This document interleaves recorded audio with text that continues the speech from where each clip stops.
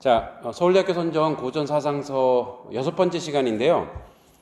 책은 4번째죠. 4번째 매월당집이라는 책입니다. 그런데 우리가 어떤 책을 볼 때 그 책만 봐서는 안 되겠죠.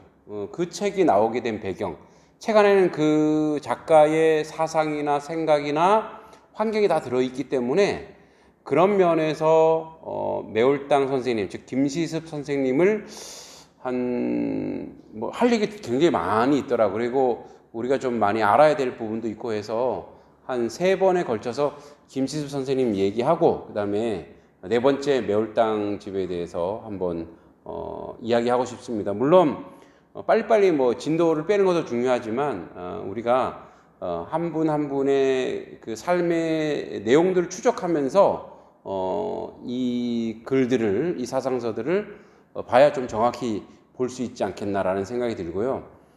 이제 짧은 시간 안에 보통 제가 15분에서 20분 정도 찍는데 이 짧은 시간 안에 이 매월당 선생님 전체를 파악할 수 없기 때문에 오늘 그의 첫 번째의 어떤 내용, 제가 이제 3단계로 좀 나눠봤어요.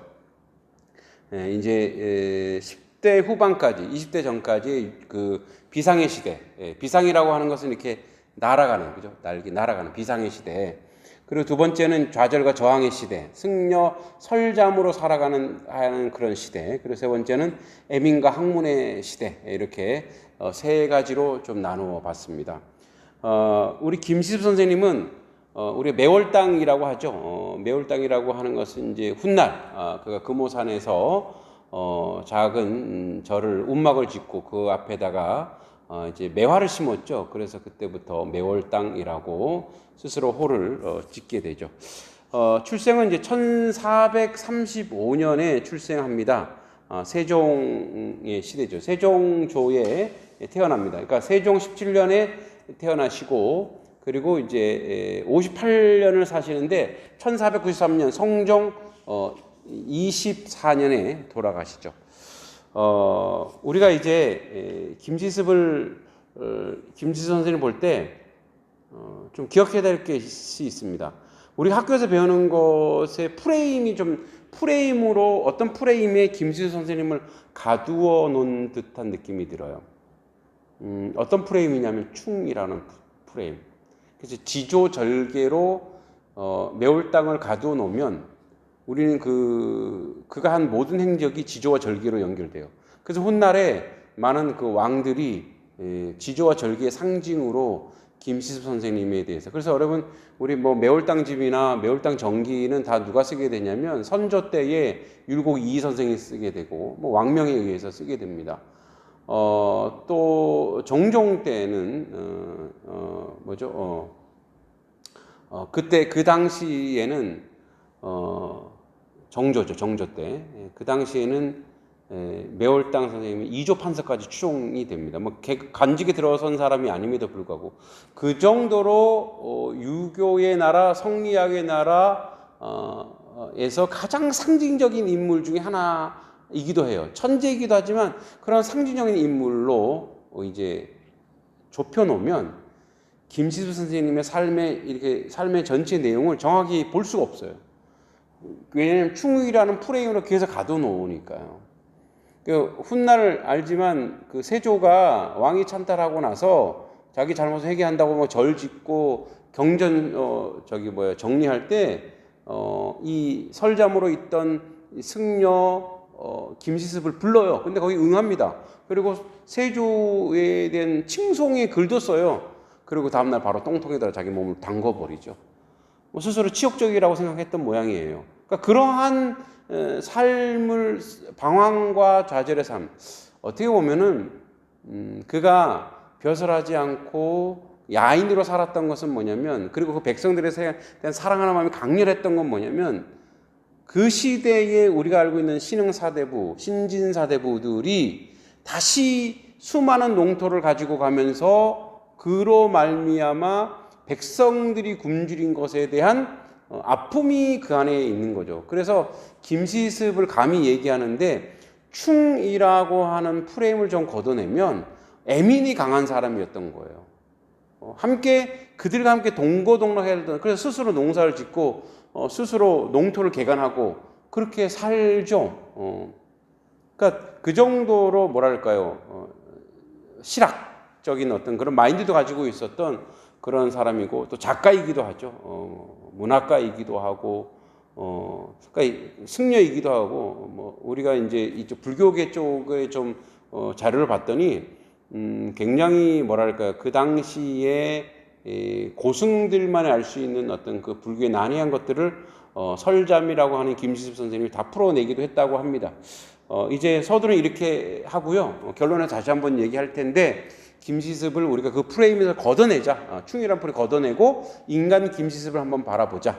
그런 의미입니다. 우선 이제 그 성균관, 서울에 이제 성균관에 있는 북쪽에 반궁리라는 곳에서 태어납니다. 이 반궁리는 지금의 명륜동이에요. 그러니까 반궁이라는 건 뭐 이제 이 한자 그대로 보면은 반만궁궐이라고 하는데, 이게 뭐냐면 국가에서 운영하는 학교, 이거 성균관에 있는 거죠. 그래서 이제 국립대학이라는 뜻입니다. 그 반궁리에서 이제 출생하게 됩니다. 근데 이제 이 김시습 선생님이 충의 아이콘이니까 후대에 많은 그 썰들, 그러니까 설화들이 막 가미돼 있어요. 그 중에 하나가 뭐냐면, 그가 태어날 때 성균관에 있던 그 많은 사람들이 모두 공자의 꿈을 꿨대. 그 무슨 말이에요? 공자의 반열에 김시습 선생님을 두고 싶었던 거죠. 그러니까 그러한 것들이 이 안에 있었던 거죠. 뭐 이런 이제 과정된 역사를 통해서 그를 이제 영웅으로 만들어서 충이라고 하는 이데올로기를 좀 강화시키려고 했던 거죠. 아버지 이름은 김일성입니다. 김일성인데, 예, 북쪽에 있는 어떤 분하고 이름이 똑같죠. 김일성. 이분이 이제 강릉 김씨인데 김할지의 후손으로 신라 시대 때는 재상의 반열까지 오릅니다. 그러나 이제 몰락한 뭐랄까요, 귀족의 후예죠. 그래서 이제 여러분 음서제도 아시죠? 이렇게 귀족, 혈통적으로 귀족인데 뭐 실력은 없어도 이렇게 고려시대 때 있었던 과거에 오르는 그런 이제 음서제도에서 아주 낮은 벼슬을 받게 됩니다. 그렇게 근근히 살다가 그런 이제 삶을 통해서 김시습이 이제 그런 불우한 환경 속에서 살게 되는데, 그럼에도 불구하고 8살 때, 아니 8개월에 배우지 않고도 한자를 깨우쳤대요. 8개월. 젖 먹을 때죠, 젖 먹을 때. 어떻게 8개월 만에 글을 알까요? 그건 이제 환경과 문화가 아닌가 생각이 됩니다. 저희 이제 큰아들 얘기를 좀 잠깐 하면, 이 친구도 4살 때 뭐 한글을 가르쳐 준 적이 없어요. 그러니까 가르쳐 준 적이 없이 글을 배우는 거는 자연스러운 거래요. 그거는 뭐 선행학습이 아닙니다. 그러니까 4살 때 보니까 뭐 어떻게 한글을 깨우치냐면 간판을 읽고 또 간판에 자기가 아는 글자가 나오면 그걸 이제 표현하는 거죠. 우린 천재인지 알았죠. 네, 다 부모들은 그렇죠. 그리고 이제 텔레비전에 이제 제목들을 읽기 시작하더라고요. 그러면서 뭐 5-6살 때 한글을 깨쳤는데, 김시습도 아마 그런 문화죠. 그러니까 명륜동이라고 하는 성균관 주변이니까 그런 한자를 익히고 아는 데에 큰 도움이 되었었던 것 같아요. 그 8개월부터 이제 글을 알았다고 해서 이게 소문이 난 거예요. 그래서 이웃에 먼 할아버지 뻘 때는 채치운이라고 하는 이제 뭐랄까요, 이조 참판 출신, 이제 이조 참판 정승 아래죠. 그 출신 이분이 와서 이제 이렇게 아이를 보고 이름을 지어줍니다. 그 이름이 노노 첫머리에 나오는 글이죠. 노노의 서두인데 이렇게 돼 있죠. 학이시습지 불력 여호라. 그 뭐냐면, 배우고 때로 익히면 또한 기쁘지 아니한가. 별로 안 기쁠 때도 있죠. 상처다 받을 때도 있는데, 거기서 나오는 시습, 네, 항상 익힌다. 그래서 김시습입니다. 그러니까 이게 천재지만, 아주 신동이지만 겸손하게 열심히 뭐 하라는 거예요?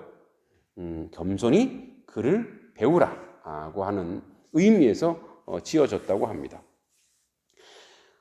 그런데 이제 이러한 소문이 점점 더 나서 이제 5살 때는 수찬 이계전, 그러니까 수찬은 우리로 치면 뭐랄까요, 교감 선생님 수준 정도 되는데 정육품입니다. 그러니까 그래도 꽤 간직이 올라 있는 사람인데 이 사람에게서 뭘 배우냐면 중용과 대학을 배운대요. 그 옛날에 우리 서당의 학문에 이제 초급이 천자문이에요. 그래서 초급 뭐 경몽 요결이니 뭐 쭉쭉쭉 올라가서 한 4단계 네 번째 단계가 뭐냐면 대학 중용 뭐 이런 거예요. 노노맹 이런 거예요. 그러니까 이거를 배운다는 것은 뭐냐면 이 5살짜리가 고등학교 과정을 배우는 거예요. 굉장히 월반을 빨리 한 거죠. 이 이제 수찬 이계전이라고 하는 사람은 이제 사육신의 한 사람 이계의 아버지이기도 하고 그리고 이색의 손자이기도 하죠. 그러니까 이 정도로 출중하게 천재적인 기질을 발휘하니 궁궐에서도 알게 됐어요. 대궐에서도 제가 물 좀 먹겠습니다. 알아서 이제 그 주변에 이제 정승 호조라고 하는 사람이 찾아옵니다. 정승 호조가 테스트 해보고 싶은 거야. 야, 천재라고 하는 진짜 천재인지. 그래서 호조가 이제 운자를 냅니다. 야, 내가 이렇게 늙었으니까 늙을 노자로 한번 시를 한번 지어볼래? 그래서 그가 이 김지습이 하는 말이 뭐냐 이렇게 얘기하면 노목개와 상불로. 노목개와 상불로 뭐냐면 늙은 나무에 늙은 나무에 개와 꽃이 피었으니 상불. 그 마음 속에는 불로 늙지 않았군요. 이렇게 얘기합니다. 야, 그래서 이제 은근히 친절한 거냐 어르신을. 당신 이렇게 늙게 보였지만 그러니까 이렇게 학문에 꽃이 피었구나. 당신은 마음은 늙지 않았구나. 마음은 청춘이야. 마음은 청년이야. 이 얘기를 한 거죠. 그러니까 이 허조가 아주 신동을 하긴 하죠. 그래서 이게 대궐까지 가서 대궐에 뭐 어떤 설 안에는 세종과 직접 만났다고 하는데 그 세종 그 왕과 이 어린아이 양을 만나지 않죠. 그래서 이제 이 아까 앞에서 얘기했지만 5세 때 벌써 이렇게 신동이 돼서 5세 동자라는 별명을 얻습니다. 그러니까 5세 동자라 그랬을 때 동자는 어린아이라는 뜻인데 여러분 어린이라고 하는 옛날에는 어린이라고 하지 않았죠. 어린 놈이죠. 어린 놈. 두 가지 의미. 어리석은 놈도 또 있고 나이 어린 놈도 있는데 이 어리다고 하는 것은 뭐냐면 원래는 어리석다라는 뜻이죠. 근데 이제 나이가 어리다. 그래서 놈이라서 놈자죠. 근데 5세를 동자라고 하는 건 굉장히 극존칭이에요. 그러니까 천재라고 하는 거죠. 신동, 5세 신동이죠. 여러분 그래서 그 설악산에 오세암 있죠. 오세암이 바로 그 이 김시습이 머물렀다고 해서 오세암이에요. 근데 어디 뭐 만화 영화 보니까 그 뭐 어떤 그 5살짜리 꼬마가 그 돌아가셔서 그건 아니고 이 신동인 5세 동자인 김시습이 머물러서 오세암이 되었죠. 그러니까 이제 세종도 학문을 좋아하시는데 김시습의 이야기를 듣고 불러올린 거예요. 근데 직접 만나지는 않고 이제 비서실장 도승지에게 박이창이란 도승지에게 가서 한번 테스트 해볼래? 가서 도승지가 이제 탁 이렇게 자기 품에 안고 이제 박이창이 이렇게 테스트하는 거 너무 뛰어나요. 그래서 박이창이 이렇게 얘기합니다.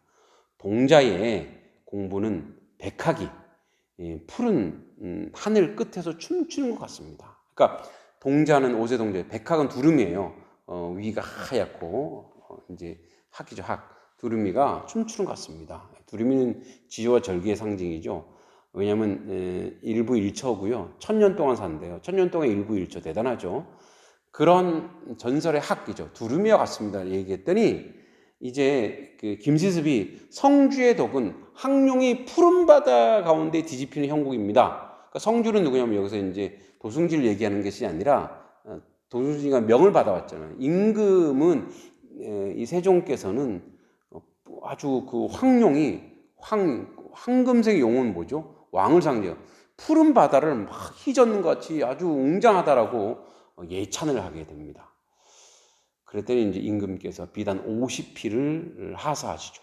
그러니까 비단 50피를 어떻게 가져가나 봤더니 허리에다 묶어서 끈으로 탁 묶어서 가져갔다는데 그건 물리적으로 도저히 불가능하고, 그러니까 그 정도로 이 김시습에 대한 그러니까 예찬을 강렬하게 한 거죠. 그래서 그가 이제 이 천재가 되는데 임금이 그렇게 얘기합니다. 내가 불러보고자 하나 남들이 회개할까 여겨 내가 부르지 않겠다. 그러니까 잘 가르치도록 해라. 겸손하게 가르치도록 해라. 드러나지 않도록 가르치도록 해라. 그렇죠. 여러분 천재는 우리나라 지금도 천재를 가르치려면 인프라가 없죠. 그래서 천재들이 항상 처음엔 굉장히 조명을 받다 나중에 어떻게 좌절하게 되죠. 그래서 김시습이 그럴까봐 세종이 이렇게 자제시키죠. 세종도 그만한 뭐 그 정도는 아니지만 천재이지 않을까 책을 좋아하니. 그리고 이제 그 비단 얘기도 하게 되죠. 그러다가 13살에 어머니가 돌아가십니다.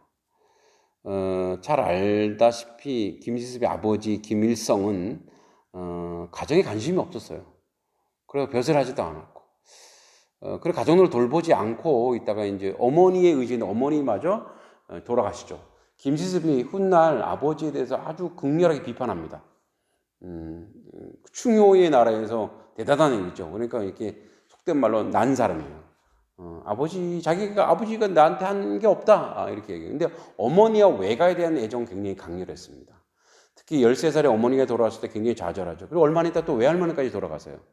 그런 좌절을 겪죠.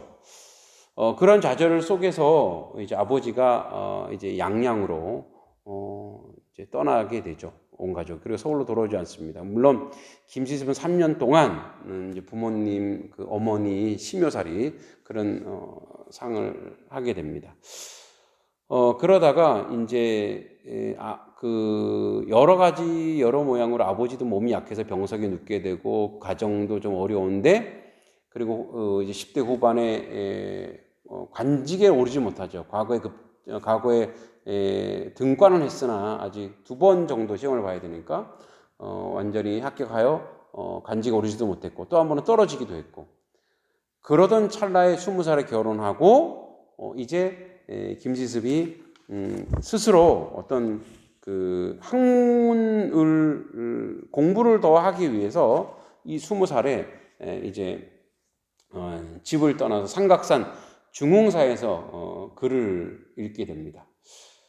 그러다가 그때 수양대군이 금상이 되고 단종이 이제 상왕이 되는 이런 단종을 폐위시키려고 하는 그런 스토리가 나오면서 그 자리에서 통곡을 하고 3일 동안 방에 들어가서 통곡하고 모든 책을 다 불살라했던 화장실에 그냥 다 빠뜨렸대. 이게 누구냐면 윤춘년이라고 하는 사람이 쓴 전기에 나옵니다. 그러니까 그 정도로 그 시대 속에서 절망과 아픔을 처음에는 무엇으로 가져갔냐면 충이라고 하는 것으로 가져갔어요. 그러다가 세종과 단종에 대한 애정. 그러나 거기서 끝나지 않죠. 나중에 애민으로 갑니다.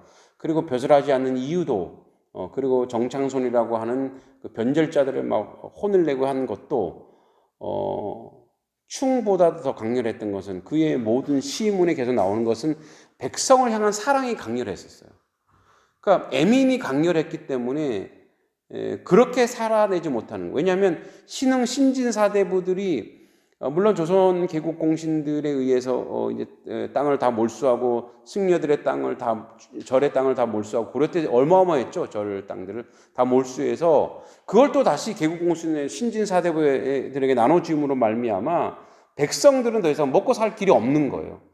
거기에 대한 좌절. 그래서 스스로 어떻게 했죠? 스스로 밭 갈기도 하고 놀지 않았어요. 그랬던 사람인 거죠. 그런 면에서 김시습이 살아간 삶의 자리는 충이라고 하는 자리에서 좀 더 벗어나서 애민정신에 강했던 그 시대에 가난한 고통받는 사람과 함께했던 그런 삶이 아니었을까. 물론 저도 그런 프레임으로 그 김시습을 가둬놓을 수는 없습니다만 그러한 방외인이 아니었던가라는 생각이 들어요. 물론 그 안에 들어가서 개혁을 해야 되는 어떤 도전정신도 필요했었겠죠. 그런 면에서 김시습이 살던 시대는 갈등을 먹고 사는 시대가 아니었는가. 그래서 이런 거죠. 실제적으로 진정한 그 불의한 시대에, 그 시대를 불의한 시대죠. 변절했으니까 그 불의한 시대에 그 불의를 저항으로 가져갈 거냐, 아니면 그 불의에 타협하여 편하게 살 것이냐. 그 갈등의 시대 속에서 김시습이 살지 않았을까? 갈등을 먹고 사는 사람이지 않았을까? 이제 나중에 뭐 다음에 또 보면 알겠지만 그런 고민을 김시습이 굉장히 많이 했던 것 같아요. 우리의 삶도 마찬가지입니다. 뭐 불의한 시대라고 할 수는 없지만 오늘날 우리가 사는 그런 시대 속에서 혹시 내가 살아가는 삶의 내용이 바르지 못한 것이 알죠. 아는데 그것에 대한 고치려고 하는 저항의 정신이 50.1%라면 그렇게 살려고 한다면 그것이 그나마 뭐랄까요, 바른 삶이지 않겠는가. 그 한 걸음 한 걸음 우리에게 뭔가 메시지를 전해주고 있지 않은가라는 생각이 듭니다. 그래서 김시습을 우리가 충이라고 하는 프레임을 걷어내고 한 사람 자유인으로 보면서 그가 살았던 시대를 조명하면서 그를 좀 바르게 보자는 의미에서 세 단계로 나누고, 모르겠습니다. 다음에 볼 때 두 번째, 세 번째를 다 정리할 수도 있을 것 같고요. 그리고 매월당집 전체를 볼 수 없기 때문에 보면서 그의 삶에 대해서 한번 나누어 볼 수 있으면 좋을 것 같습니다. 매월당 김시습, 정말 기가 막힌 삶을 살았던 사람입니다. 그 시대에 우리 또한 함께 이런 시대에 살면서 그의 이 고전과 이 사상들을 우리 삶에 이렇게 녹아내는 그런 귀한 시간이 되었으면 좋겠습니다. 감사합니다.